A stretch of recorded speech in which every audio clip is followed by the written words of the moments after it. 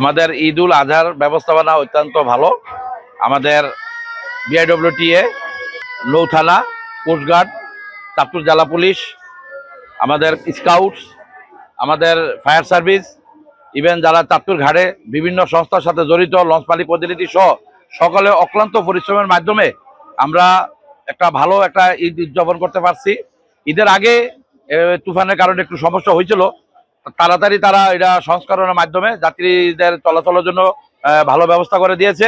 আলহামদুলিল্লাহ এবার ভালোভাবে ঢাকা থেকে আসছে এবং ঢাকা থেকে তারা যাইতেছে। আধা ঘন্টা পর পর লঞ্চ আছে, সব বড় বড় লঞ্চ। ঈদের পূর্বে আমরা যেভাবে ঘাটগুলো সাজিয়েছিলাম, যেটিগুলো সুন্দরভাবে যাত্রী চলাচল করতে পারছিল, একটা যে যাওয়া এবং আরেকটা যে আসা, সেইভাবে আমাদের সিট প্ল্যান করছিলাম। কিন্তু এই যে ঝড়, আসন্ন ঝড়টা আমাদের এই প্ল্যানটা অনেকটা কি করে দিচ্ছে, মানে আমরা যাত্রীদের কিছুটা দুর্ভোগ হয়েছে। তারপরে আমরা জরুরি ভিত্তিতে ওটাকে আমরা ওভারকাম করতে পেরেছি।